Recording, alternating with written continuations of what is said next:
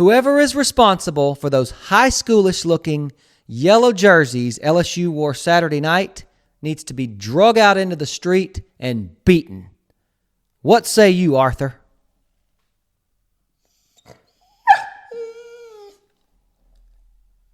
Beaten, bitten, potato, patata. We're recapping LSU's win over Vandy, previewing LSU Oklahoma, and talking about them Saints. I'm Ruddy Rutledge, and this here is some Bayou football.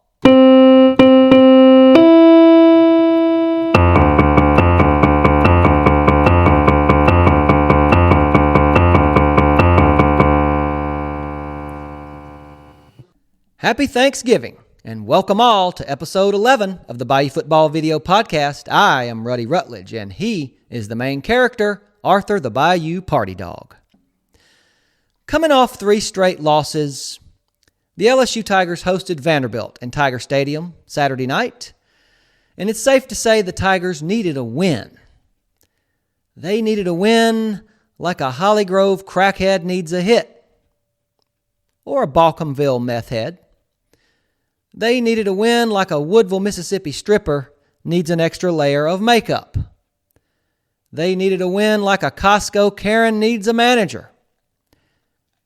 They needed a win like a Thanksgiving turkey needs, fill in your own blank there, a good brining, a bacon wrapping, the right kind of smoking wood.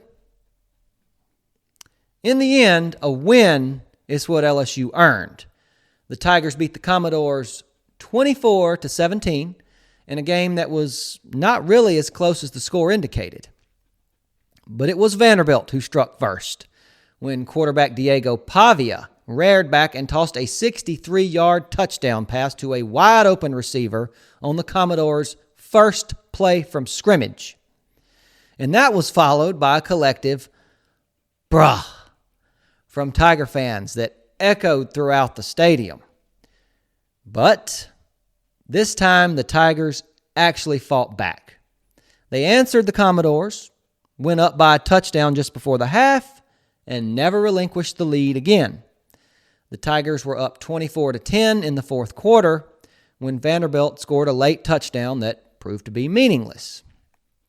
It all starts up front, as the saying goes, and this was easily the best, most clean game the LSU offensive line has turned in at this point in the season yet.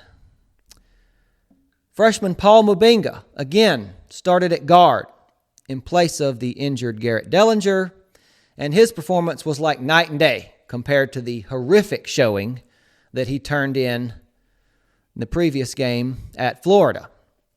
But as good as Mubinga and Will Campbell and Emory Jones and the rest of the offensive linemen were, the Tigers' highest-graded individual player was a player that a whole lot of LSU fans had given up on. Written off, kicked to the curb, and that would be starting quarterback Garrett Nussmeier. This was Nussmeier's most complete game as LSU signal caller.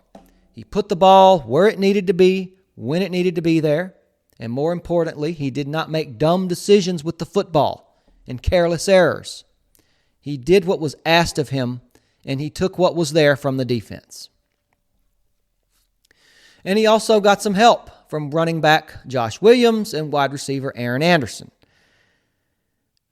And also, spare me with the, well, it was just Vanderbilt. No. This Vandy team was a solid, respectable team that played Texas tough and beat Alabama.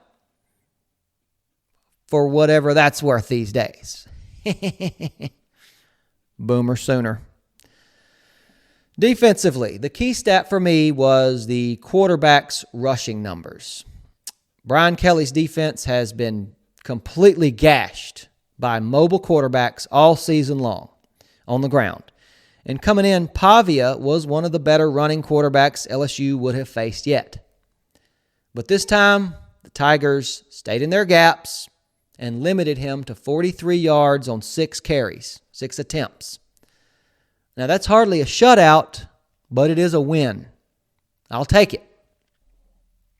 Now that said, did LSU play great in this game? No, they did not. They never will play great. Not this team. They're not even what I would call a good football team. They have glaring weaknesses on both sides of the ball. They're a middle-of-the-road SEC team that came in with a 6-4 record, just like Vanderbilt. But football is a game of momentum. And coming in with 3 straight L's, LSU had none. 0. Zilch.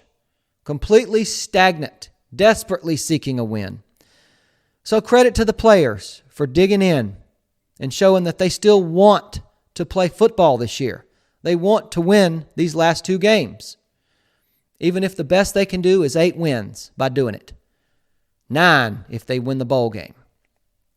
I said last week this program was burning, and that was even before it lost a prize recruit, a recruit I said LSU desperately needed to hold on to, in quarterback and number 1 overall high school recruit Bryce Underwood out of Michigan.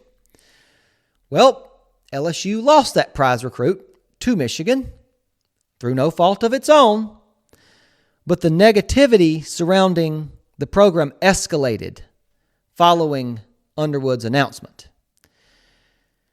Point being, the chips were down on all fronts for this team. And a capable opponent was coming in to beat them, and the Tigers blocked out that negativity and earned a W. Can't hate on them for that.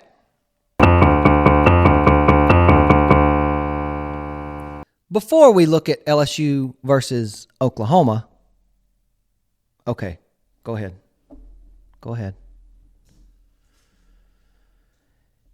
He insists on taking his lunch break in the middle of this show. What am I going to do? Not let a dog drink his beer? Before we look at LSU OU, I just want to put in 2 more little cents on this Bryce Underwood deal. And what a deal it was, right? $12 million to a kid who's never played a down of college football. Congratulations, Dave Portnoy. Barstool Sports kingpin self-admittedly helped pay for Underwood, along with the wife of the 3rd richest man in the world. That would be Oracle founder Larry Ellison. Ellison's wife, a tried-and-true maize-and-blue Michigan woman, contributed heavily to Underwood's bag. So basically, Portnoy had to go digging into the purse of one of the richest people in the world to convince a kid who grew up 30 minutes from Michigan's campus to stay home and not go to LSU. I can live with that. It's a setback for sure, not just for LSU, but for the sport of college football. But at least it frees up a big wad of NIL cash for the Tigers. And next up for those Tigers, that would be the last game of the season, the regular season. Wow, it just flew by.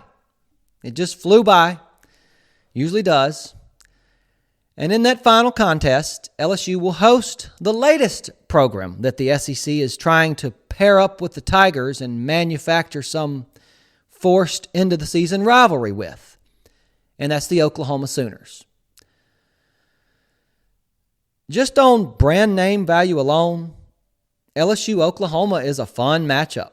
You have 2 of college football's heavyweight programs, 2 of its winningest programs of this century. And in Oklahoma, you have a bona fide college football blue blood who's coming into Death Valley as a new member of the SEC. So the fan interaction should be fun for folks on both sides. Somebody will probably get beat up. On the field, Oklahoma has a 6-5 record, but don't be fooled. Don't eat that cheese. The Sooners are so hot right now.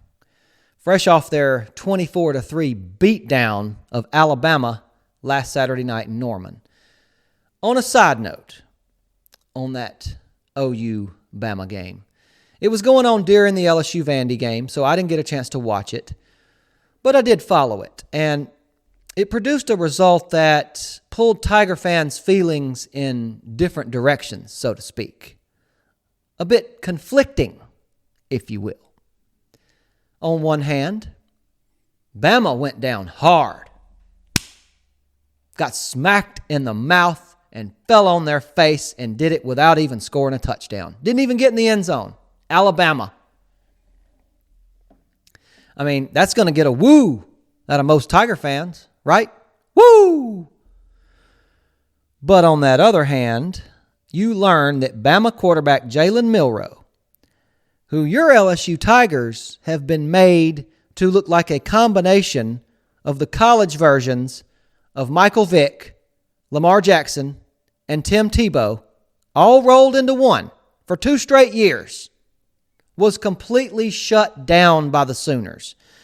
In 2 games versus LSU, including the one 3 weeks ago, Milroe amassed 8 rushing touchdowns. 8. And over 300 rushing yards against 2 different Tiger defensive coordinators. And yet, against a 5-5 Oklahoma squad, Saturday night, Milroe totaled 0 rushing yards.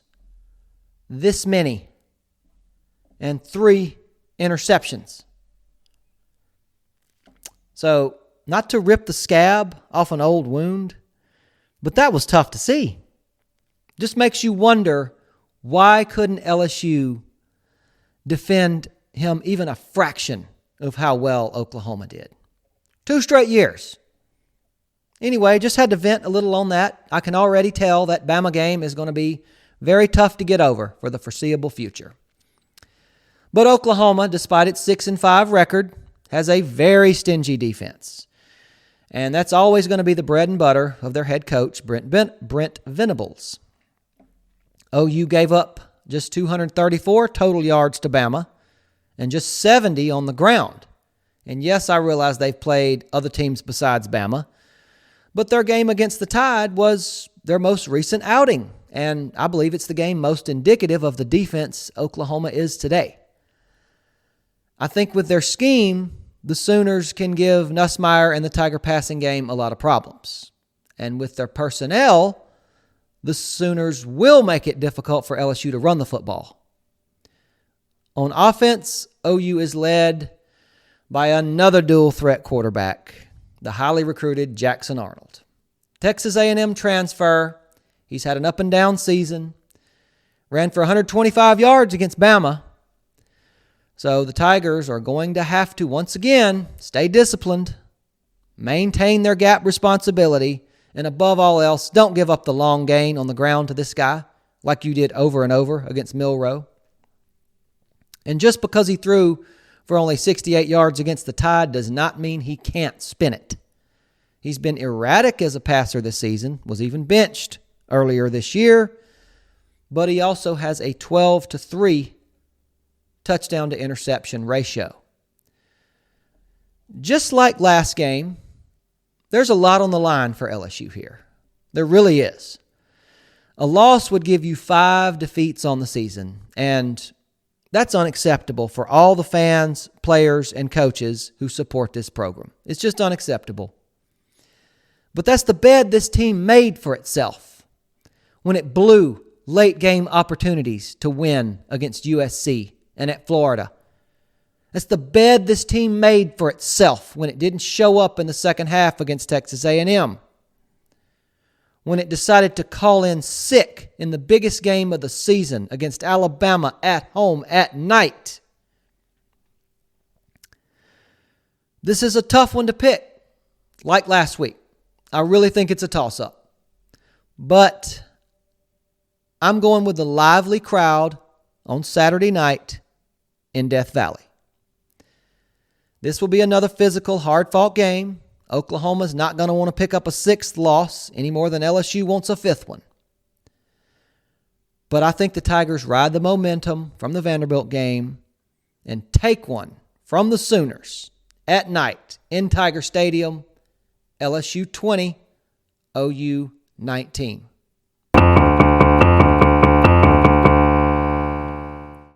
Hey, What up? New Orleans Saints started off hot. Sexy hot. Hotter than Sydney Sweeney. Then went ice cold for 7 straight games. Then they fired their loser head coach and hired special teams coach Darren Rizzi to lead the team. And Rizzi has clearly energized this team from day one. They beat the division-leading Falcons in the Superdome in his first game. And in his second game, they outscored Cleveland 21-0 in the fourth quarter to pick up another home win. Then New Orleans enjoyed a well-earned open date last Sunday. Now the Saints have another home game this Sunday against the NFL Rams. The Los Angeles Rams. I call them that because before the league started, catering to the Chiefs, and way before Travis Kelce got his new annoying girlfriend, the Rams were the apple of NFL Commissioner Roger Goodell's eye. True story. As most Saints fans and as most football fans know, the Rams famously advanced to the Super Bowl in 2019 when they committed the most blatantly obvious pass interference and helmet-to-helmet infractions in NFL history, neither of which were called. But since I'm not bitter or anything, let's talk about this game. The Rams are coming in fresh off a Sunday night loss to the Eagles, where they fell to 5-6 on the season. So Sean McVay's squad is coming in with its backs to the wall, desperate for a win in order to keep pace in the NFC West, where they're only back by 1 game. New Orleans, meanwhile, needs to win every game it possibly can. 1 loss could hurt them badly, depending on how the Falcons do that week. The Saints are 2 games behind Atlanta in the NFC South. So that 7-game losing streak, it appears it left them with little room for error. Go figure. Rizzi's boys are facing a big challenge in this one on defense in the secondary. And that is because Puka Nacua and Cooper Kupp form one of the best wide receiver tandems in the league. So, cornerbacks Alontae Taylor and Kool-Aid McKinstry need to be top of their game sharp as they continue to adjust to life without traded star corner Marshawn Lattimore. The best way for New Orleans to help those corners, of course, is to get pressure on quarterback Matt Stafford. So this is a nice statement game type of opportunity for pass rusher Chase Young, who's playing on a 1-year deal. Offensively, well, not to sound too basic, but keep doing what you're doing, Clint Kubiak, offensive coordinator.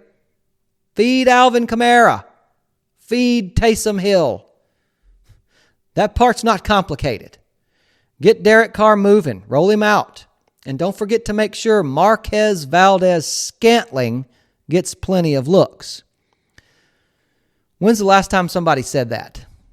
Has anyone ever said that? This game will tell us a lot about the new New Orleans Saints. The Rams are not a world-beater team, but they are a playoff contender. And if the Saints can get this win at home, they may just have something cooking here for the remainder of the season. Again, only 2 games back of the Falcons in the division, so this one has the potential to put the Saints in a decent position heading into the final 5-game stretch of the season. Did you save me any beer? You did not. Happy Thanksgiving from Arthur, the Bayou Party Dog, and from me, Ruddy Rutledge. He is a real good boy, and this is some Bayou football.